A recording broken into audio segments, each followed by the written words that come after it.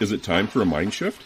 If you don't know what that means, then join your host, Dr. Clint Haycock, a former evangelical Christian pastor and Bible college teacher of over 20 years, along the journey of deconstruction and reconstruction of faith, life, religion, and spirituality.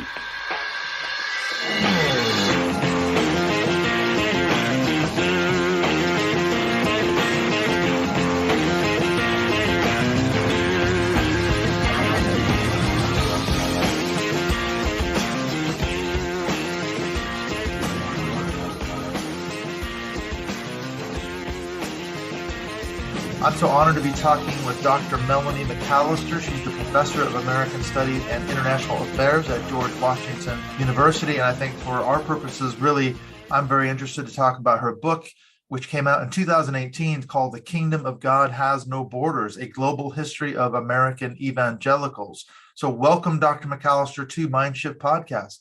Thanks. It's great to be here.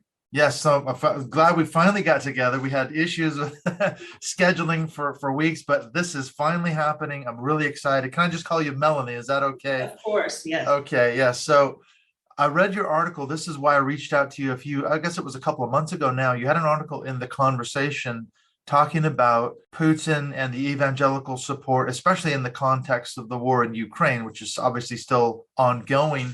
And what was so interesting at the time was that I found a lot of people were talking about the fact that American evangelicals almost seem to have more of an affinity with Vladimir Putin than Joe Biden, for sure.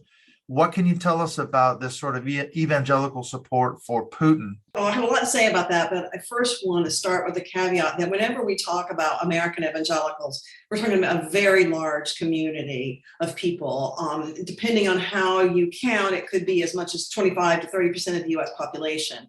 So there's no one thing that American evangelicals think, and especially when you consider that many of those evangelicals are not white, they're people of color. As much as 25% of that community is people of color, again, sort of depending on your definitions and how you count. Latinos, Asian Americans, African Americans, all hold similar theologies and are part of that community in various ways. So the community that is most allied with Putin is an important subset of American evangelicals, which is an elite group of conservative white evangelicals who have long cultivated ties with Putin for a number of reasons, but the first and most straightforward one, honestly, is anti-LGBTQ politics. It's been quite open that Franklin Graham, the World Congress of Families, the James Dobson, a lot of the conservative groups are very enthusiastic about the ways in which Putin has put forward anti-LGBTQ legislation, had legislation that prevented, quote, gay propaganda a few years ago, has been quite open in his notion of defending a so-called traditional family. And that has been the source of a lot of alliances between a certain group of American, particularly higher level leaders who see in him a kind of lodestar. So, Franklin Graham's gone over to visit him. There have been a number of conferences there. And so when that alliance has been struck, and there are other reasons for it that I'll come back to, but when that alliance has been struck, then people talk in their sermons or in the media about Putin as a kind of friendly to Christians, as being a Christian-friendly leader. And they don't necessarily say we like him because he's against gay people, but that's really part of the drivers, the agenda. And the other piece of that is that there is a larger way in which Putin has positioned himself within the discourse, what I call the discourse of persecuted Christians. That is, there's been a lot of discussion in the last 20 or 30 years, specifically since the end of the Cold War, about Christians as being persecuted around the world, but particularly in places of Muslim Christian conflict or tension. And Putin has declared himself to be a defender of Christians in certain kinds of space, including in the Middle East. He took stances in Syria that he posited were in favor of Christians. And because Americans and people in Europe have really taken up this idea of Christians as a persecuted community, then Putin begins to establish himself and talk about himself as the defender of Christians in that global context. And so he has that other kind of cachet as well. So when the war happens between Russia and Ukraine, when Russia invaded Ukraine, many American Christians, evangelical Christians, were put kind of off guard because they they recognized that Russia had invaded a country, and it was complicated for them because there is a pretty vibrant, if small, evangelical community in Ukraine that was speaking out with Christianity Today and talking about their perspective. But that's why you saw this kind of initial, at least, really uncomfortableness on the part of American evangelicals about how to take a stand. Now, later, people backed off and became more critical of Putin. But at first, he's been an ally on a couple of different things, and it may put people in a very bad position. It really did. And I picked up on a lot of that reading some of the posts by Franklin Graham and others on Facebook in different places. And you're exactly right. They had no idea what to do. It's like, we support Putin in principle and in many other ways, as you say, but yet he was prosecuting an illegal war. And now more and more has come out. There's been war crimes committed, atrocities, and things like that. So it's you're not hearing much of that. But one of the things you talk about in your article that brought a lot of this to light, you say in February 2022, Franklin Graham, of course, the son of the famous Billy Graham, he calls on his followers to pray for Vladimir Putin. Graham asked that believers, quote, pray that God would work in his heart so the war could be avoided at all costs. He didn't solicit any prayers for Ukraine. He didn't ask for people to pray for Joe Biden. He's asking people to pray for Putin. And that ended up, I guess, bringing a lot of backlash to Franklin Graham, didn't it? Yes, it did. And, part of it, I think, is a little bit unfair in the sense that, evangelicals often ask people to pray for leaders, Sure. without necessarily endorsing what they're doing. But it was the fact that if he'd said pray for Putin and pray for Ukraine and pray for Joe Biden, he had the longest prayer list, then he would have been fine. But he clearly had in his mind that Putin was somebody who he wanted to do the right thing and believed he could somehow. And so that sense of getting caught in longing for a certain kind of Putin that he didn't get, he definitely got a lot of backlash for that. How much of it is related to Christian nationalism as well? Because, of course, Putin, you think, okay, or in the United States, Christian nationalism is a major driving force behind the desire to overturn Roe versus Wade, the anti-LGBTQ agenda by the Christian right, and so forth. But here in Russia, here's Putin. He's a Christian nationalist too. He's in bed with the Russian Orthodox Church, and that's gotten a lot of attention too, hasn't it? That part of the love for Putin is his Christian nationalism, or at least that stance that he seems to take in terms of spreading that sort of gospel of Russian Orthodox Christianity. Well, isn't it ironic, though, right? I mean, 20 years ago, American evangelicals didn't have much in the way of alliance with Orthodox Christianity. And 30 years ago, didn't have much in the way of alliance with Catholics 30 or 40 years ago. And so one of the things I'd note first is this emergence of what I call the ecumenical right wing, that is evangelicals in coalition with other kinds of Christian groups around conservative issues, both religious and political issues. This emerges probably first in the US around abortion, but it's been expanded. And in part, again, not to be obsessed with the persecuted Christians thing, but as people have begun paying attention to Christians all over the world and the potential suffering of Christians, and some real suffering of Christians, they want to count all the Christians, right? Because if you want to say this many Christians are being persecuted by Muslims, or this many Christians are in danger of violence, then suddenly American evangelicals, who used to be not sure that anybody but evangelicals was Christian, are counting all the Orthodox and all the Catholics and all the Christians around the world. And so as this sense of a global Christian community, a more ecumenical sense of global Christian community begins to emerge, it emerges not just as a liberal sentiment of, we accept everybody into the fold, but also as part of the heart of a conservative coalition who saw themselves as under threat by secularism, by Muslims, by changing norms globally, even by particular ideas around lesbian and gay rights in particular, and began to see each other more as allies. So in that sense, what people often call Christian nationalism, I think, is really a kind of internationalism. That is to say, it's a global coalition with people working together and supporting each other in all sorts of ways. And people might have nationalist ideas that our country should be a Christian country and we should, make the laws to support Christianity, but they believe it at an international scale. That it's not enough just to have the United States be a Christian country. What we're talking about is making alliances with conservative Christians in Uganda when they're passing anti-gay legislation there, or seeing seeing Russia as an ally in constructing a larger vision of the traditional family. So really, I think Christian nationalism is a little bit, it's not that people aren't Christian nationalism, but it almost undersells the story. That's interesting. Yeah, Christian internationalism. Maybe that's what we should be saying. Well, now take us back in time, because I can remember, I was born in the mid-1960s. I grew up in the States during the Cold War. I can remember, as we all did, if we lived through that period, the fall of the Berlin Wall in 1989, David Hasselhoff singing, so the Soviet Union collapses, and they were the bugbear during the time I was growing up as an evangelical.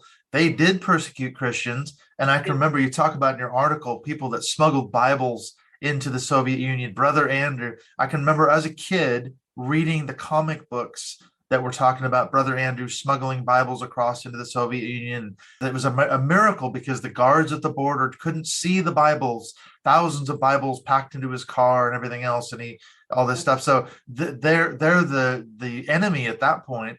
But now it all changed with the fall of the Soviet Union. So how much of that it's all different now, isn't it, where they welcomed evangelical groups? Because I can remember one of the big things that came out after the collapse of the Soviet Union, as you say, they started letting Christian groups and churches and mission organizations into the former Soviet Union. And that was a massive sea change, wasn't it? Yeah, and there's been people are doing some really interesting scholarship now about, what happens when the Soviet Union opened up and the rush of both American and other evangelical organizations into the areas of the former Soviet Union, which, by the way, of course, includes Ukraine. So that for a while, the two largest churches in Ukraine in the 1990s were both pastored by Nigerians, Nigerian missionaries. And so, it's a global rush into the post-Cold War Eastern Europe and former Soviet bloc.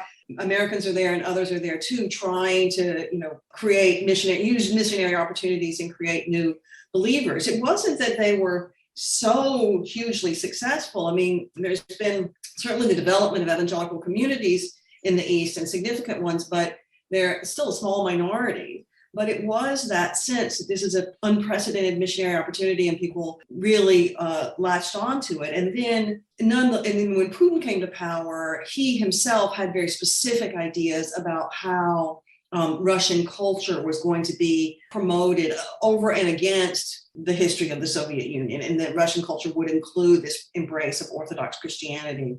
So that obviously the Soviet Union did a 180, and it changed the relationship and how Americans saw them. But seeing the Soviet Union as an area of missionary opportunity, seeing the former Soviet Union as an area of missionary opportunity, is a little bit different than seeing the leader of Russia as a kind of leader of global Christianity, which is what has happened. That this guy who, like Trump, his own Christianity is not that impressive, but who has posited himself in being seen as kind of a world figure for Christians, which is really quite remarkable. It really is. Like you say, having Trump as the, Cyrus and all that. And I wonder too, how much of this does relate to when Trump was in office, that he was so subservient to Putin for the whole 4 years. He was basically doing his bidding, as I saw it. But the evangelicals never seemed to speak out against that relationship and that issue, that he was just like kind of Putin's puppet in a way. Do you think there's any overlap to that in terms of the evangelical connection? Actually, I think it might be sort of two pseudo-independent connections being developed there, because Franklin Graham had planned to hold the World Congress or the World Summit on behalf of persecuted Christians in Russia in 2015. I believe it was spring of 2015, right? So before Trump was elected. And then Putin, again, Christian nationalism versus internationalism, that summer Putin promulgates a law that doesn't allow evangelism outside of your home. So, this is pretty important to evangelicals, the right to evangelize. And so when Putin stops allowing evangelicals to evangelize, then they have to cancel that summit and move it back to DC because, it's awkward. So Franklin Graham continues to have relationships with Putin because, again, of the areas in which they agree around queer politics in particular, as do other groups. I mean, it's not just Franklin Graham, it really is the World Congress of Families has been huge in making all sorts of links with the Russians, and also have the American Family and Legal Defense Fund, I believe it's called, Jay Sekulow and those folks who have had all sorts of alliances. Christian lawyers, the ADF and all those, That's true. So it's much broader than Trump, and I think it actually precedes Trump. It certainly does. Yeah, it goes back a long time. Okay, so you talk about in your book, you say that American evangelicalism can't be understood aside from a global perspective. I think about going back, we're not just harping on Franklin Graham, but he was recently here in the UK, and he was here a few years ago. He had a tour booked of several cities in the UK, and there was so much opposition to his anti-LGBTQ stance, he had to cancel his tour. I don't know if you remember that. But he was able to pull off this last tour. He only was in about, I think, 4 cities, but he was near me. He was in Liverpool just a few weeks back as we're doing this recording now, and there were people protesting and things.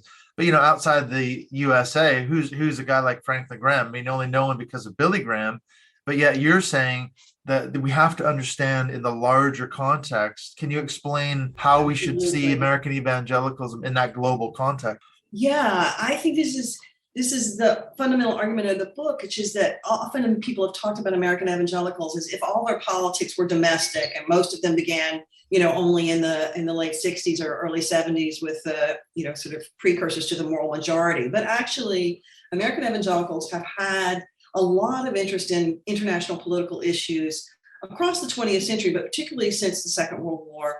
They were very interested, for example, I'll give you one early example, in decolonization. Now, why? Because decolonization is making all sorts of independent new countries in the 1960s and 1950s and into the early 70s, all sorts of new countries, particularly in Africa. 20 new countries are founded in Africa in 1960. And in those places, the old missionary style of the imperial missionary, either from the US or from the actual imperial countries, that's being thrown off. People are saying, we don't want empire, and we don't want these old style missionaries and their condescending attitudes. And so there's a lot of anti-missionary backlash in the decolonizing period, especially I focus particularly on Congo, but it's in Africa in general. And what's happening in the United States in this period?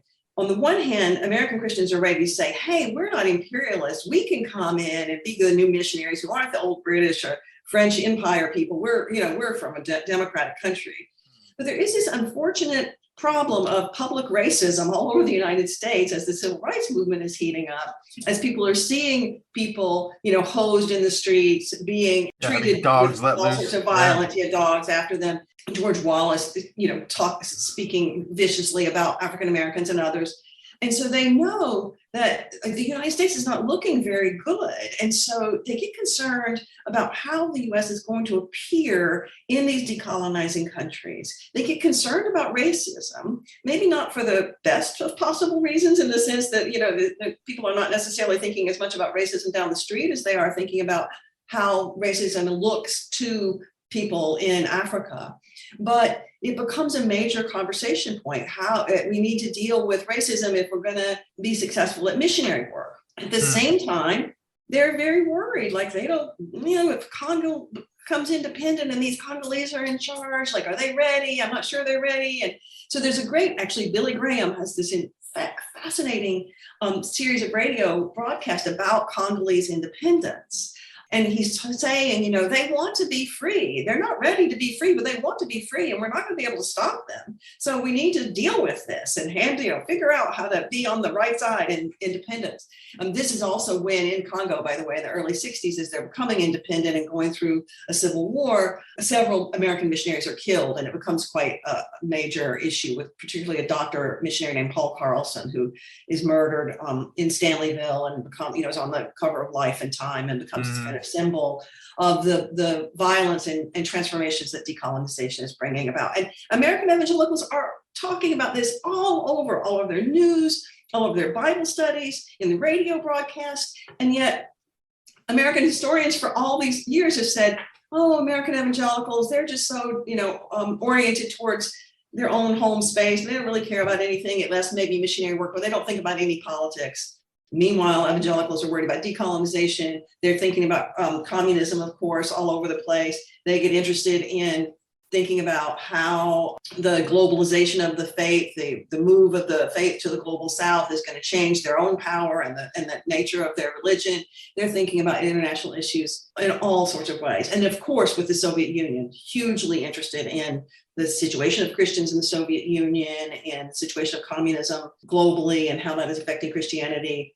It's everywhere. So It's telling everywhere. a domestic story, you miss a lot of what goes on. I went to Nairobi in 2001. We went to Kenya for 3 weeks back when I was an evangelical, and it was a classic missions trip. You know, we raised money for it, and we were going to build a church, and we did. We built a church in a particular town. We spent the rest of the time around Nairobi in the slums and various places, you know, evangelizing, and thousands came forward and the whole thing. We had it all filmed. You know, we came back and showed all these movies. But one of the things I learned was that when we were there talking to the people who, you know, from Kenya, they said, well, America is like the powerhouse. If you want to go get a Bible college degree or a seminary degree, you pretty much have to go to America. I mean, obviously you could go to Britain, but there's a seminary on every street corner, it seems like, in America, you know, so that's got to be one of the driving forces, isn't it? People coming back this way because they're coming to the States to get a Bible college or a seminary degree, a higher education degree, to then go back to Africa to be a pastor or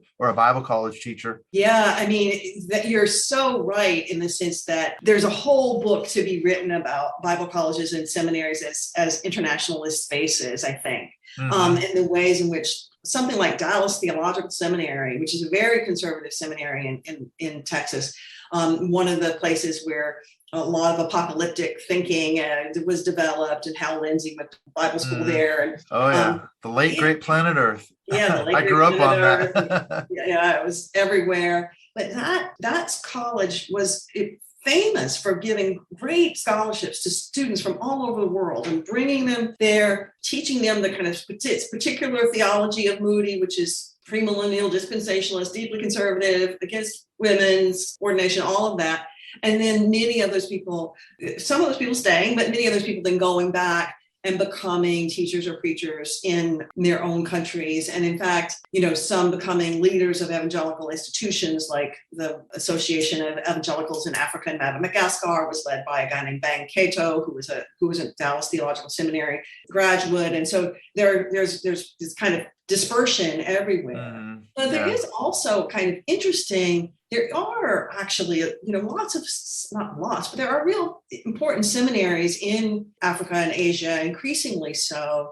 And those places, like Next in Nairobi, actually, which is a graduate school of theology that's called Africa International University, but the Next is the graduate school of theology at that university now, is a very important institution. And it recruits teachers and faculty from the US and Europe, and then also tries to get, they don't have that many students coming in, but they do recruit a lot of faculty. And I'll tell you one other story about seminaries. I have a whole book. I wish, you know, I'm not going to write a book about seminaries, but one could. Sounds like you should. At the Southeastern Baptist Seminary, the one in Kentucky, there was in the 1970s and 1980s, a guy named John Johnson who taught there. And he was a white South African Baptist theologian who had been really involved in anti-apartheid work in South Africa. So Baptists internationally don't have the same universally conservative politics that Southern Baptists tend to today. And even Southern Baptists didn't have as much conservative politics in the 70s before the conservative takeover, and they were a more moderate group in general. But this guy, John Johnson, is at the Southeastern Seminary, and he organizes a group of left and liberal Southern Baptists to hold a meeting to try to convince the Southern Baptist Convention to divest their pension funds from South Africa in the mid-1980s. And they are so out, a small group, they're so outspoken. It includes a Black Southern Baptist minister, a bunch of other people from the what was then called the Christian Life Commission, which is now the Religious and Ethics and Public Policy Organization in the Southern Baptist Convention. And they they were preaching to each other, preaching to the other Southern Baptists, like, we need to divest. This is ungodly. It is, it's devil's works, apartheid. And, they did all, like, they were preaching evangelical preaching, but against apartheid and it's kind of, I think the idea that Southern Baptists were being asked by their parts of their own institution to divest from South Africa in 1985 is pretty unusual. People don't know that, how deeply things were debated, how seriously they were debated at certain points. And I think seminary played a role in that. This guy was here, he was teaching at a seminary, and he found some like-minded people and tried to push things. So did they end up divesting in the South African system? No, they of did course not. Silly question. It took the Methodists a long time too, and it was actually, it was a tough road to hoe. But no, the Southern Baptists never came close. But still, people were, it was a debate. The Southern Baptists aren't looking too good right now, particularly in light of this report that's just dropped of hundreds of known sexual abuse predators within their church system that they covered up. And, that's a whole nother discussion as well.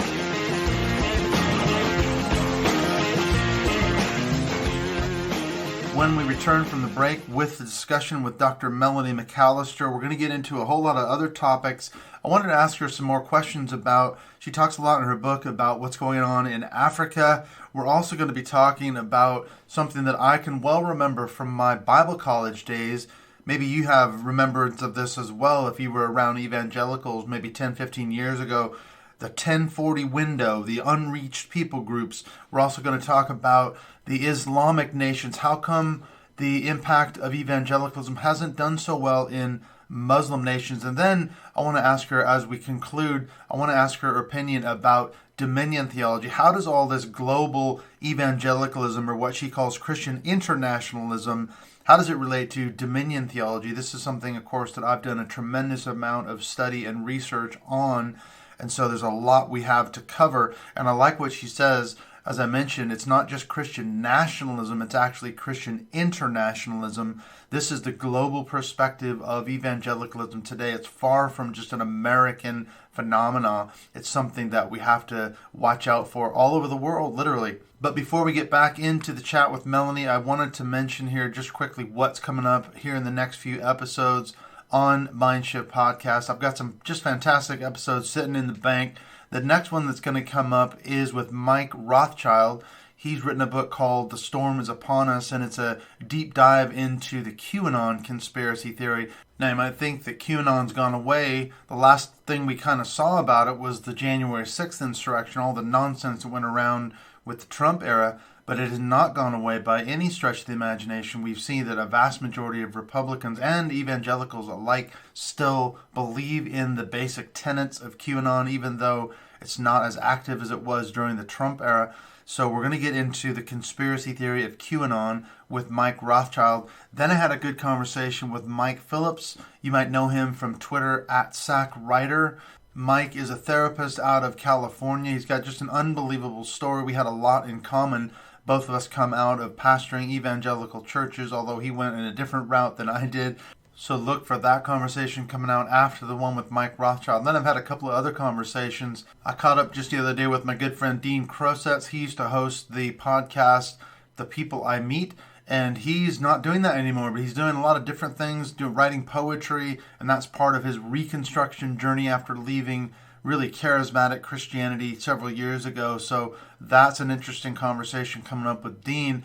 And then finally, I had a really, really good conversation with Carrie Noble. Now, I got turned on to him through a friend of mine, mutual friend, I should say, Casey from the Cult Vault podcast. She turned me on to him, and I got a hold of Carrie. Man, what a conversation. This guy used to be a part of, I guess you could say, a racist, white supremacist group out of Arkansas back in the 70s and 80s called the Covenant Sword and Arm of the Lord, the CSA, and he got involved in all kinds of stuff, guns, and just let him tell you his story. It's just an unbelievable story, and now he's speaking now. He's helping people get out of that movement, and of course, this is something just like QAnon hasn't gone away by any stretch. If you've been watching the news out of the United States, just the other day, they arrested a group called the Patriot Front up in Coeur d'Alene, Idaho. They were trying to disrupt a pride rally up there. And so these nationalists, these militaristic groups, they've certainly not gone away. And in fact, they've merged more and more with the Christian right. So this is something we're seeing. And like I said, this is something that Kerry is really an expert on. And he's helping to educate people to get out of that movement. So he had a lot to say, just a fascinating story. So I think you're going to enjoy that conversation with Kerry. Now, I wanted to mention a couple of things before we get back into the chat with Dr. McAlister. If you want to support this show on Patreon, that is greatly supported. It helps me cover my monthly expenses.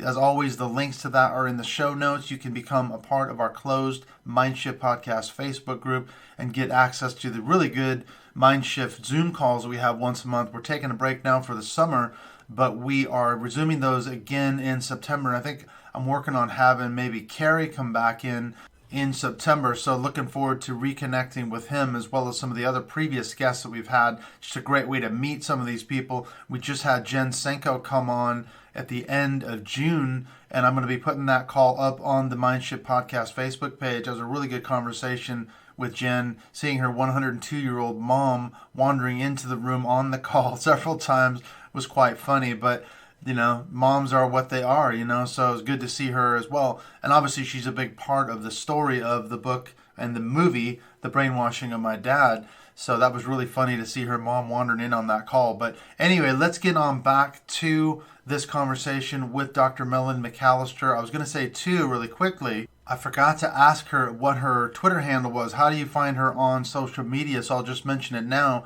You can find her on Twitter at Melani MCA. So that's where you can find her on social media. You can also follow me on Twitter at Mindshift 2018. Look up the public Mindshift Podcast Facebook page if you want to see that video with Jen Senko from last month's Mindshift Zoom call. So let's get on back into this chat with Dr. Melani McAlister as we look at Thy Kingdom Come, exploring Christian internationalism.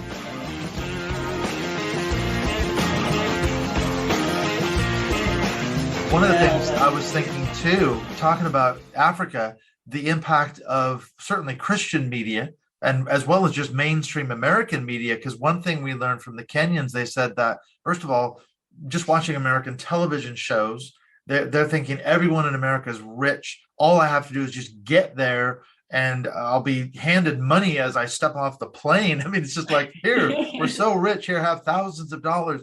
Right. And then the sort of health and wealth gospel, the big preachers on American television, they get played obviously all over different channels in Africa. And so their theology is very much informed by it. It's a weird mix of like charismatic fundamentalist, and yet it's a Western sort of theology, because I used to teach over here for about 8 years. I taught up in Leeds and Liverpool, and at Leeds, I taught at this Bible college. All the students were from Africa. They were mostly from Eritrea, Ethiopia, Zambia, places like that. And their theology was so strange in the sense that it was charismatic, but yet it was very fundamentalist. And it was very much a Western British American theology that they were bringing back over here to the UK. That's interesting. It's a subject that's pretty debated among scholars, like how indigenous can we think about the prosperity theology in Africa? Or how far back does something have to be infused before people can actually say that actually, no, this is our theology. It's not something we got handed by Americans. And so if you think, for example, like there's a West African theologian named Agbu Kalu who died a few years ago, who argues that Pentecostalism emerged simultaneously in the US and in Africa, that it comes from African traditional religion and other kinds of cultural sensibilities in Africa that makes sense. Pentecostalism, the inhabitation of spirits, the gifts of the Spirit, makes so much sense in African cultural life that he's a Pentecostal and he doesn't want to say this is an American import. But even if you want to say it was, and I would say you could say it's a British import in East Africa, with all the Anglican, evangelical oriented Anglican missionaries in East Africa in the 1920s and 30s. What happens in Africa, what happens in East Africa starting in the 30s is the East African revival, which is this major, from the grassroots up revival that rolls across East Africa for 25 years and is quite fundamentalist in its politics, but it also has people, speaking in tongues, having various kind of charismatic and even Pentecostal components to it. But mostly it's about speaking out against sin and holiness behavior. But it is a major, who's ever heard of a 25-year revival? But it was crossing, from one country to another. And it reshaped East African evangelicalism really fundamentally. And so you could say, well, this is something they just imported from the British in 1920. But if it's 1950 and people are still doing their own thing with this, with British missionaries and American missionaries around, but really being led in part by very important groups of Ugandan and Kenyan and other evangelical leaders there, I think that often and I want to say this, for people who are a little more religious, evangelical or Christian, but sort of more liberal minded, it can be more comfortable to say that things like Pentecostalism and the prosperity gospel are American imports, because then Americans are kind of the bad guys sending the bad theology to Africa and Asia and elsewhere. But I think we have to see the ways that people there have really taken it up and made it their own. And so that now some of the most important prosperity churches, the largest prosperity church in the world is in Nigeria. And, yes, in some ways he sounds just like he'd been watching TBN for the last 20 years, which he probably had been. On the other hand, he has, there are African preachers with their own shows on TBN now. So he could, the style is American in many ways. And when I went to church in Nigeria a few years ago, it felt a lot like going to an American church in many ways. But at the same time, it was a style of preaching that people experience as their own, right? And is indigenized in various ways and is authentic, if you can call it that.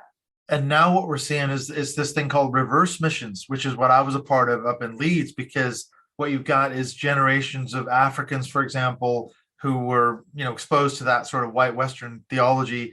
Then they're coming over to the UK, back to America, or I should say back, but they're coming to America to evangelize because they think we're going downhill so far, so fast. We need to have missionaries over here. That's what they're saying. We've been saturated with the gospel.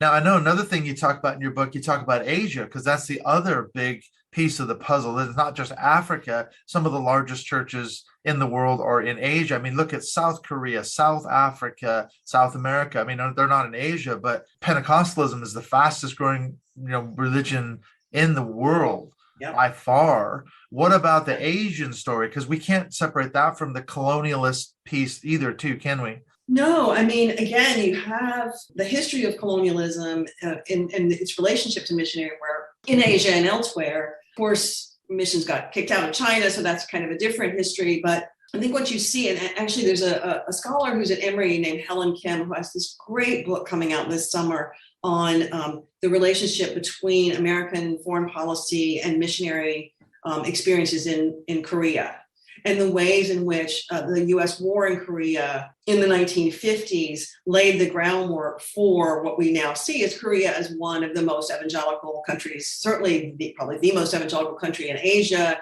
and Korean Americans as a huge, important part of the U.S. Evangelical community. Koreans, at least the last time I checked, Koreans were the second largest missionary sending country in the world after the U.S. Mm-hmm. South Korea is a much smaller country than the U.S., so as a per capita thing, it's massive. Impressive. And so those countries, again, definitely Korean evangelicalism was shaped by American power, shaped by the U.S. presence, the U.S. military presence, U.S. money, and the long, never ended Korean War. But now we also see, as you said, one of the largest churches in the world is in South Korea, and South Koreans are a huge global presence. And a big important part, again, like I said, of American evangelical Christianity. So if you look at University Christian Fellowship, which if you grew up in the 70s, you're probably familiar with, and it's a huge organization in evangelical history,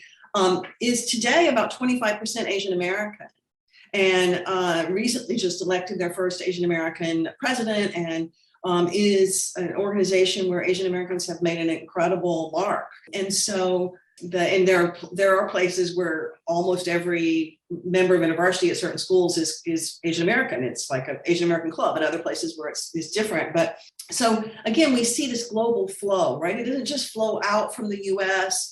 People, there's a flow back into the U.S. and each group of evangelicals affecting each other, meeting at international conferences, having conversations where they have an impact on each other.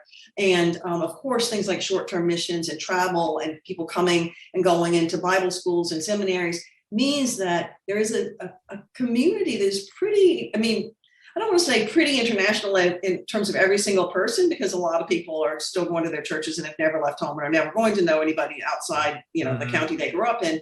But a community where there's a lot of flow and a lot of back and forth.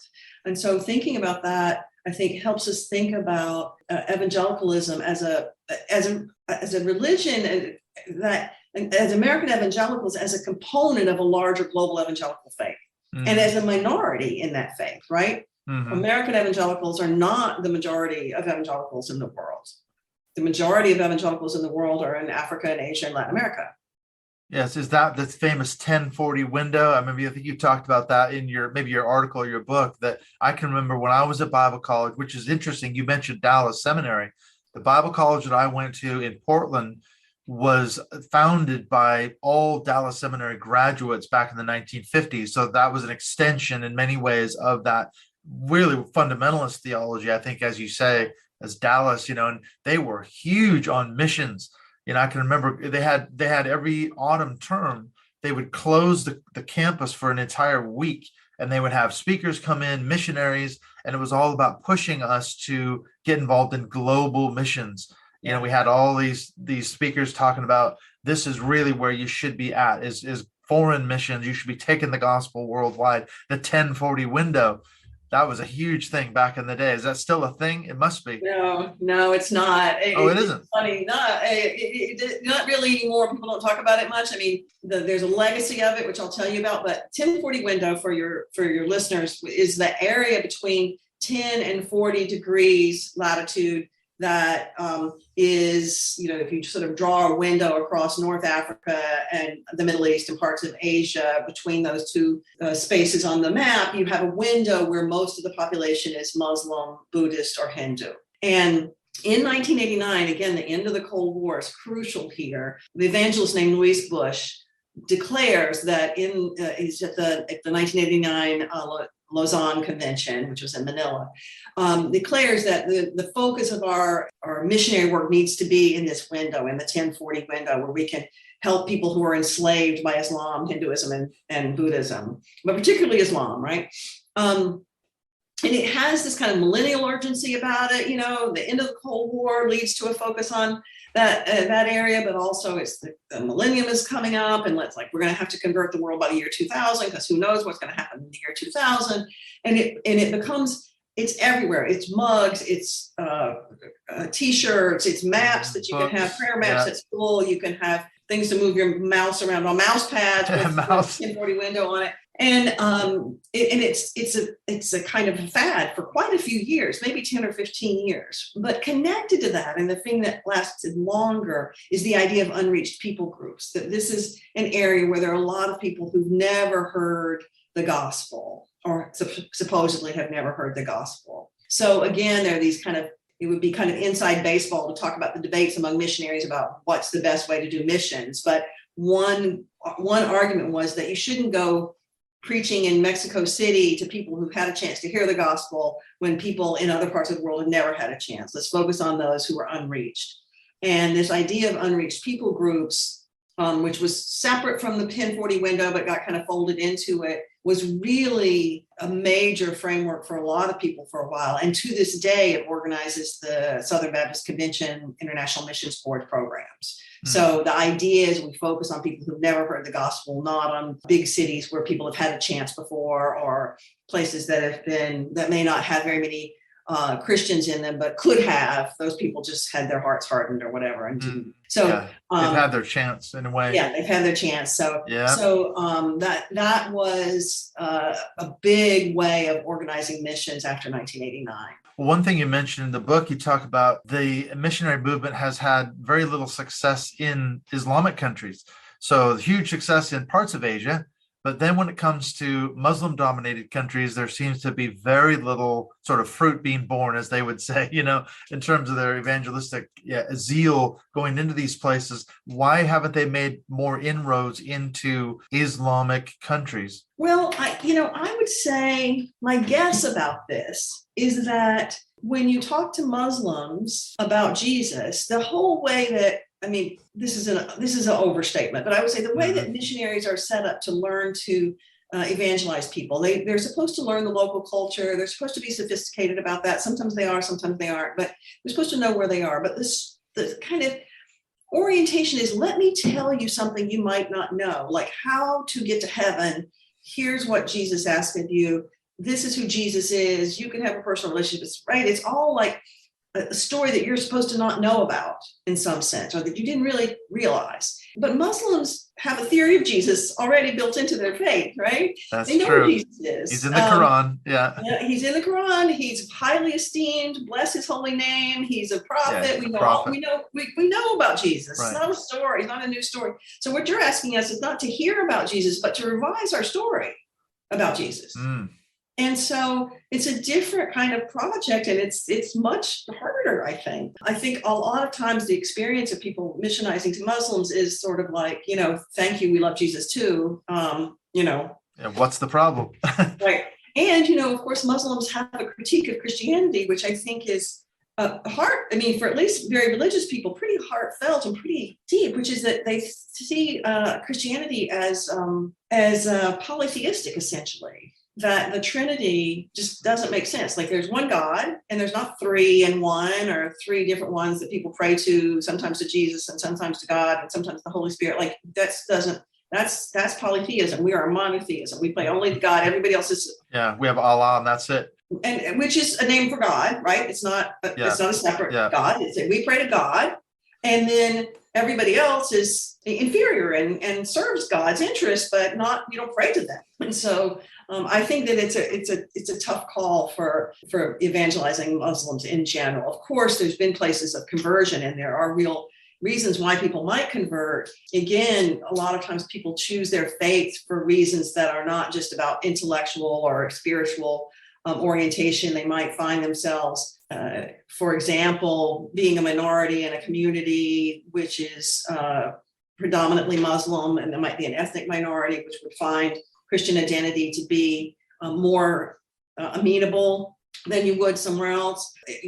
People might be actually convicted. All sorts of conversions do happen. But what you see, I think, across Africa too, in places where Muslims and Christians are, large amounts of people are Muslim and Christian in the country, like in Sudan or in Nigeria, is that the relative rates have stayed the same. It's really just natural increase. Somebody will convert from Islam to Christianity, and somebody will convert from Christianity to Islam, but by and large, people stay in the religion of their parents. And right, you get one, we trade one back, and that's the numbers all even out. Well, my last question is: in all your research and writing on global evangelicalism, did you come across any iterations or streams of dominion theology? Because that's what I've done a lot of research and writing on, is how a lot of this seems to be powered or driven by a belief in that Christians need to take dominion over the world. And there's a lot of iterations. It's not like evangelicalism. It's not a monolith, is it?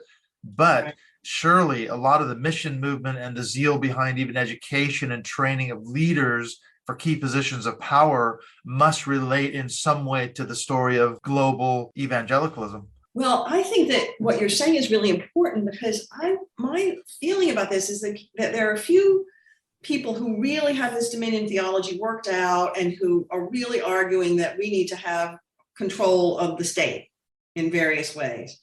But that what's happened is kind of like charismatic practice. It's seeped into all sorts of thinking, even when people don't necessarily sign on to the whole package.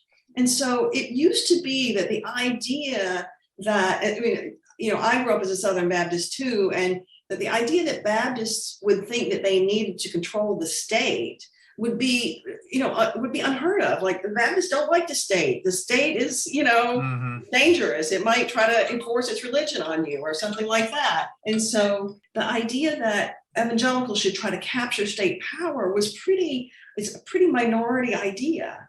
But what has happened is, I think, as the society has become more liberal in various ways, including more accepting of LGBT rights, including, when abortion got legalized, including around racial politics, although I think that's often overstated, that many evangelicals, even very conservative ones, at least nominally would believe in a multiracial faith and a multiracial religion. But still discomfort at the kind of liberalization and multiracial nature of the society, that all of that leads people to be like, well, maybe we need the state to protect our interests more.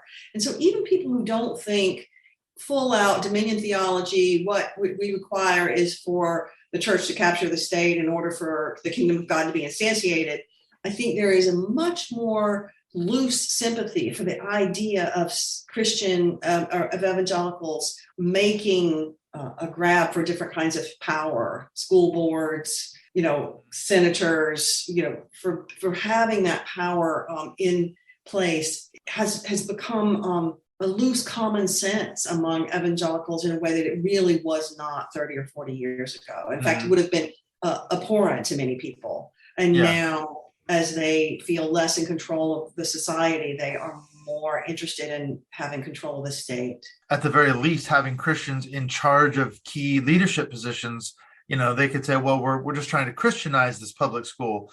We're just putting Christians on the school board and having Christian teachers and Christian principals and things like that.